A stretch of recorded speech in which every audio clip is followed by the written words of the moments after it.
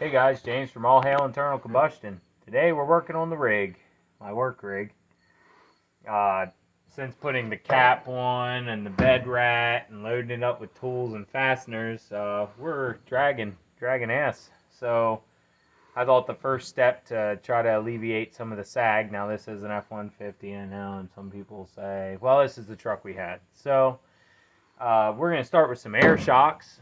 These are not Gabriel Hi Jackers. I could not find Gabriel Hi Jackers within a decent amount of time where I would have bought Gabriels. So I went with Monroe. I don't know what they call them, so we'll just call them Mo Jackers. Good enough. They're pumpy uppies by Monroe. Yeah. So we're going to install these air shocks. Get the old ones out, put the new ones in, and then we're going to hopefully have enough air line to run over to the front gas tank door. There's no longer a front gas tank. Yeah, that hose ain't gonna reach, I'll tell you that right now, friend. Yeah. Well, we might just put it inside the gas door here. There's plenty of room over here. I think we could probably drill a hole in here. Yeah, we could put a little fill valve in right here or something. But I want it somewhere where it's not going to get accidentally damaged or messed up, so yeah, we'll probably just drill a hole out through here or something so we can fill it up. So let's go ahead and get started by taking the old shocks out. Alright, well, we're going to use our new impact gun. We got a nice 1/2-inch drive. This is the DCF 891. They're running a sale at Home Depot right now. Buy the battery, get a tool for free. Yeah, your rent's not that important. Nope. So, yeah, so it's 18 millimeter both sides. This is a 95 Ford F150, so you know anything about those, mostly metric, and then our model trucks are Fords, mine and my dad's are half metric, half standard. So, anyway, so just bust this bottom bolt off. I've been fairly impressed with this thing so far. Now, I wasn't able to move that with a wrench on the other side. Or you gotta take the extension off, special friend. Gotta take that extension off. So, this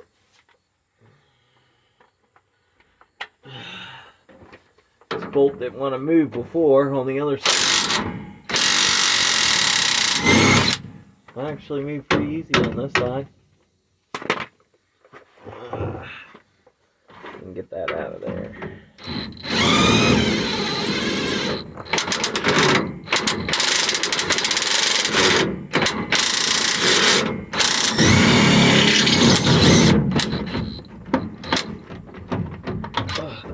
Let's say, shit, what did I do?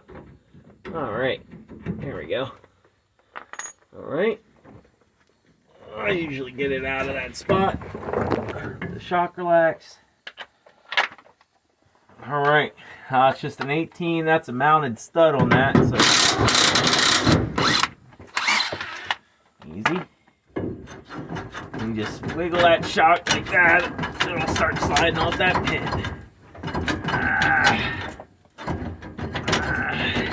And if it doesn't just slide off, sometimes you can get back up behind them with a pry bar or a pickle fork and get them to come off of there.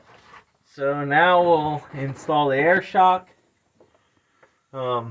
and get the lines routed. So let's get them air shocks in here. Alright, so I'm going to start by hooking the top up first. Slide that guy on there. I'm just going to finger tighten this for now. Once we get everything, get the shock in place. Take the cap off the airline, friend. Oh, there you go. That didn't make it much easier. Oh, I don't want it to be easy. There we go. Okay, so that bolt back through there.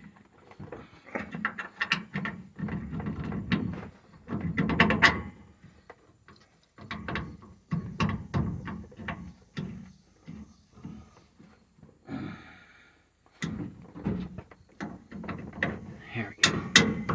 Alright. Oh, now that we got it in, I'll just go ahead and tighten these down. Oops.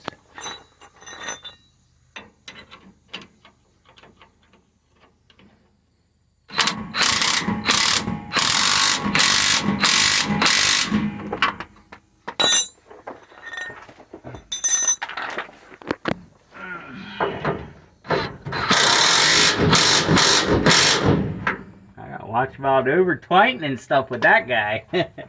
Supposedly that impact gun's got a 600 foot-pound breakaway strength, or 800 foot-pound breakaway.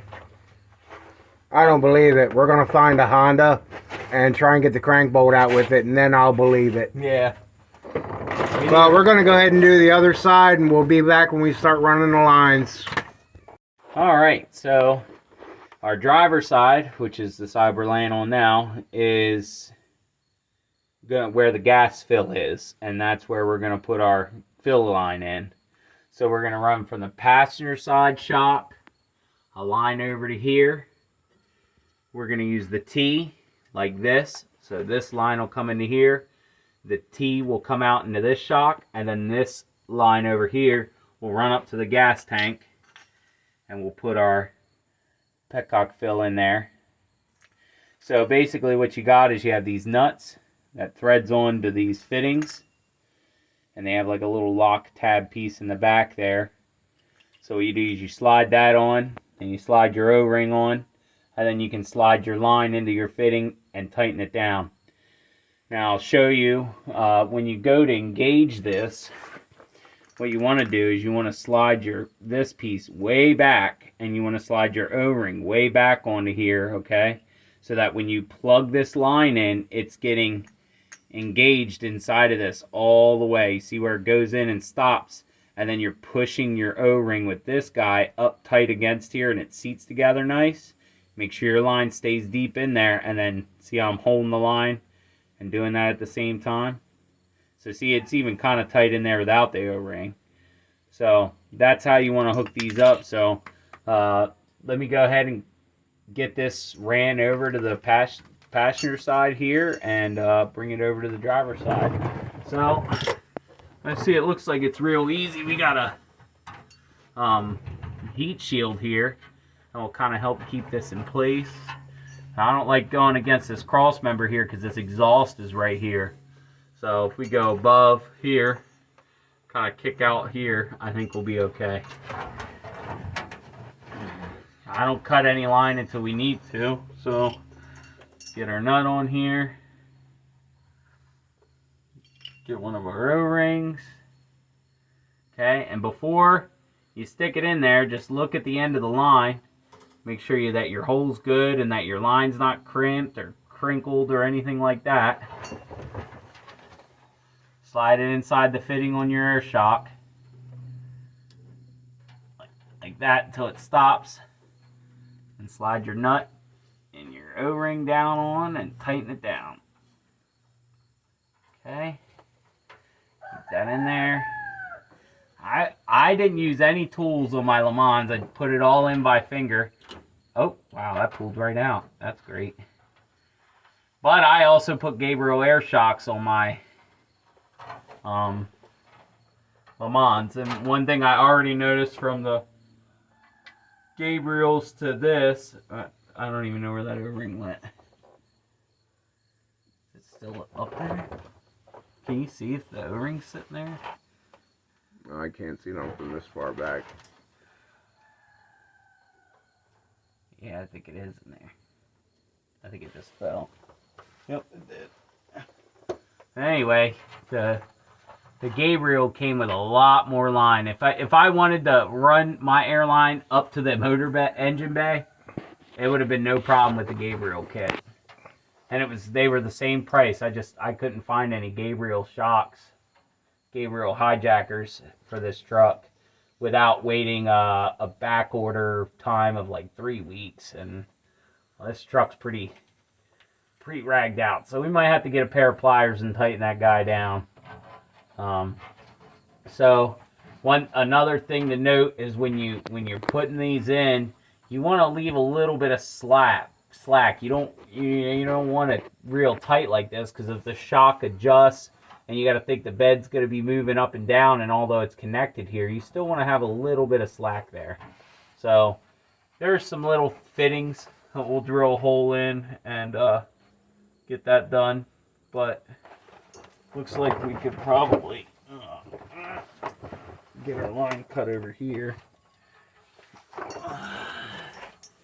We're just gonna run this guy right here down into the T, probably just like that. So, you don't want to cut this line with cutters or anything either. You want to use a razor blade, set it against something hard, and just kind of cut it like that so that you don't crush the line. So use a nice sharp blade. Okay. I'm gonna tee in just like that. And we just need a little piece to go from here to the shock.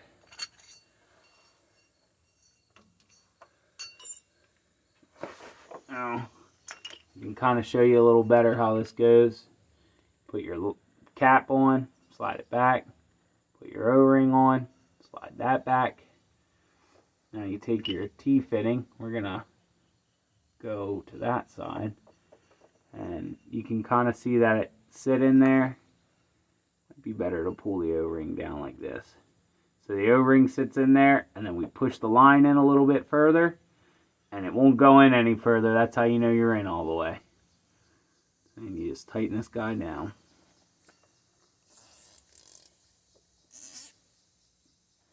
That feels a lot better. So I think we'll just have to get some pliers on that over to the shock. Anyway, so there's our T. I'll put that up in the place here.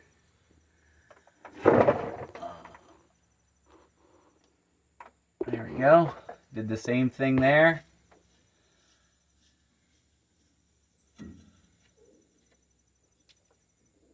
Alright.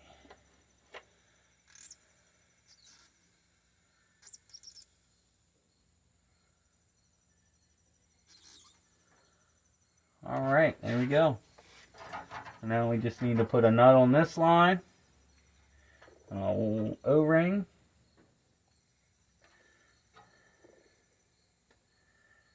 Okay, so we got a little section there. Let's push it into our T here. Make sure our O-ring sits in there tight, and then push our line the rest of the way in. Alright, now we can tighten that down.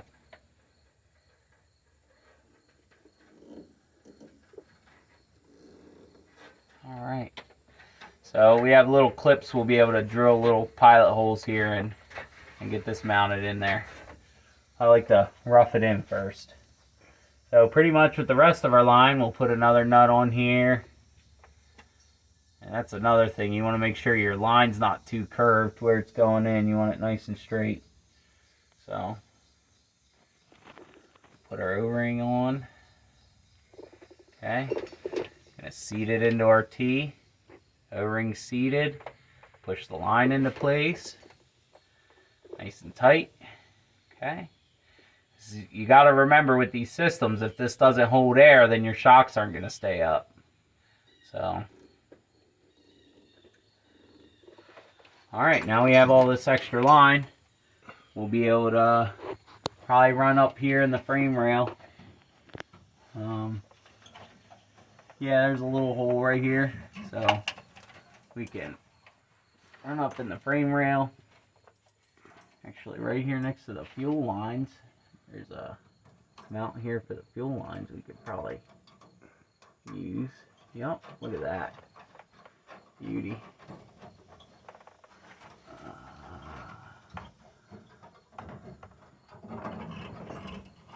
Are those hose clamps loose? Of course. Well, they don't need to be tight, right?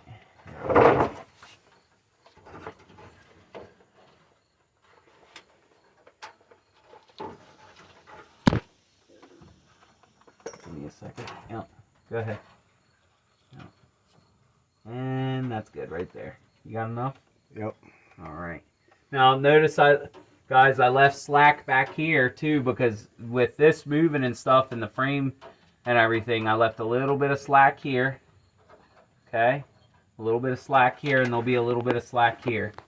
So we'll just kind of get that guy perched nice and neat in there.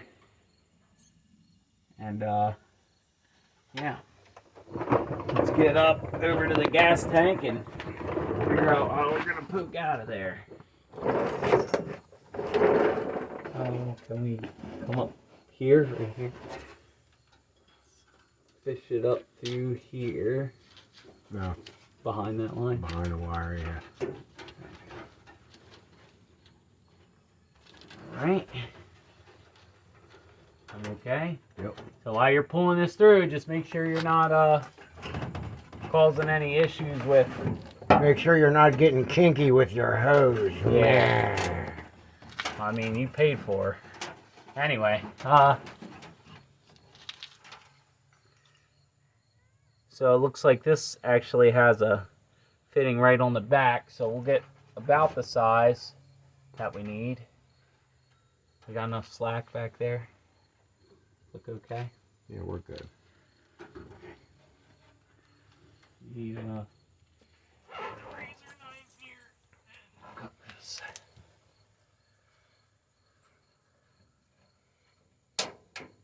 Alright. Now I'm going to pull this back out through and put the wire on there, or the nut O-ring. This is our fill nozzle with our valve core in there.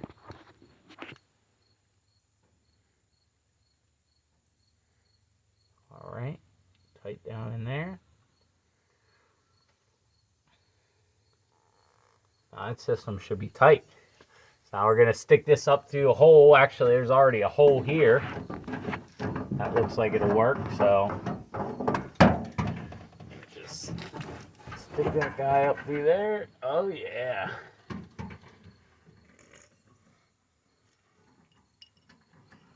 I forget what size hole it said to use for those. That's why we got the instructions.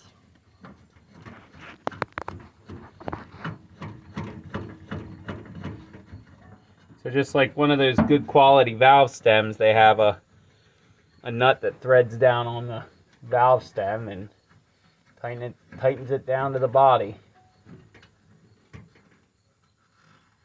All right. Let me get a wrench and tighten that down. So as you can tell by looking at the truck, it's sitting pretty low in the back. It wasn't quite that low before, but this truck actually sat up in the ass end when there was no weight in it. So there's only 4 leaves in this. I was looking at an add a leaf. We also have a parts truck that's 4x4 that we might end up having to switch the rear out of into this truck, because if you guys watched the TikTok video on the rear end, that's this truck. It has pretty bad spider gears in it. So we might end up just swapping the leaf springs and everything and rear end right into this truck to jack it up. But we didn't put any air in the air shock, so let's test our system and see what we got. Now, I know on Gabriel's, they say 200 pounds is max. I would not go 200 pounds in your air shocks, going right up to the max. If you can find an air compressor that'll go up that high. Most of them cut off at about 160 psi.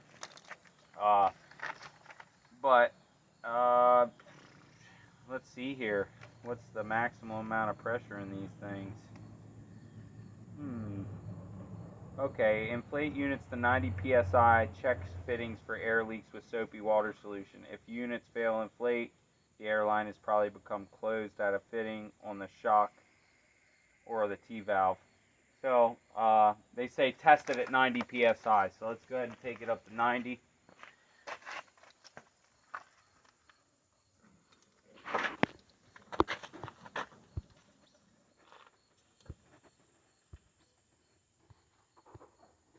Look at that thing rise up.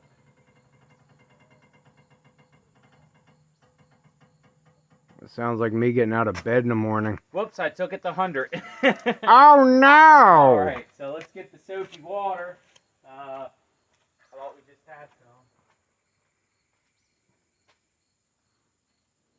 Let me go grab the soapy water. We'll check everything.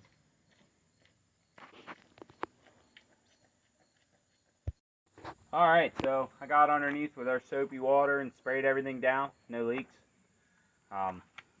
So now we're going to go ahead and take it up the rest of the way. It says 150 is the max.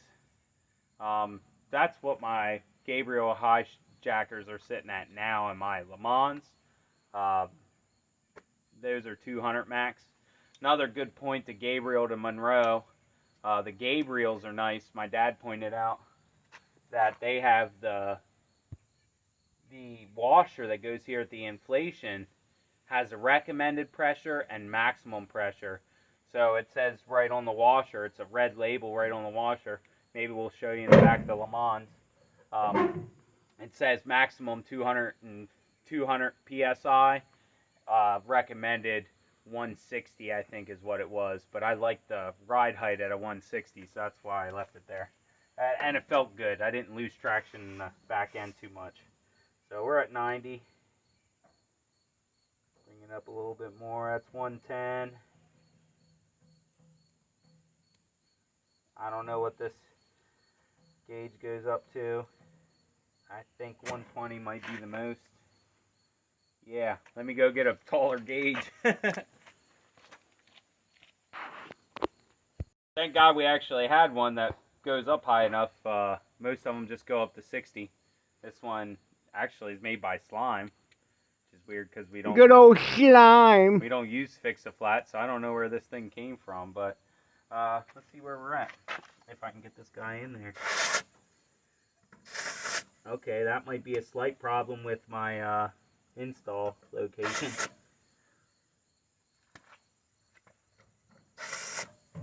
Yeah, I can't get a good read on that.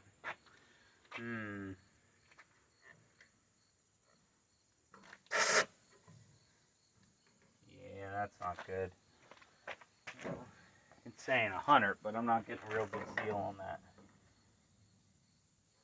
Oh, that says 100 too.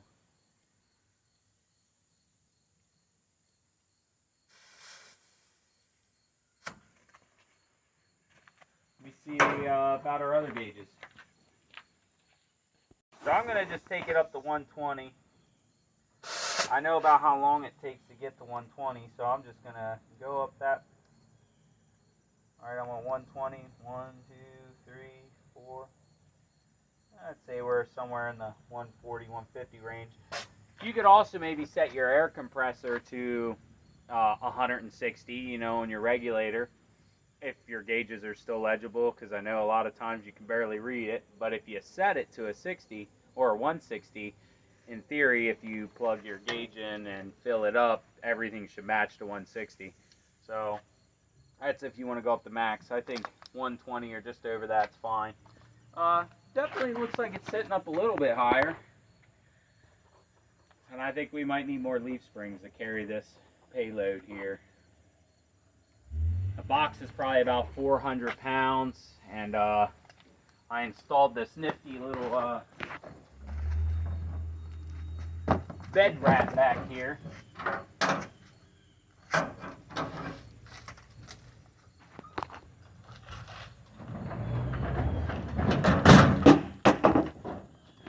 But you get the idea. You slide that out. There's something caught there. But yeah, it slides out typically all the way. I think it's just my table saw here.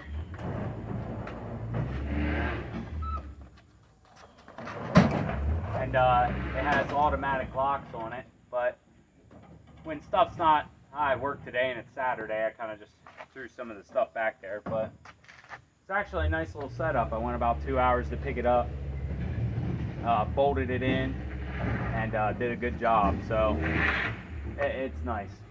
But anyway, so I'll finish the install and we'll get back to you. So to wrap up the Ford video here, many hours later, I decided to pull all the work tools out, and the air shocks are still sitting good. Everything's still up. No leaks. Seems to be everything to be good. I drilled the holes, put the clips in, and then all of a sudden squirrel, and we built a workbench.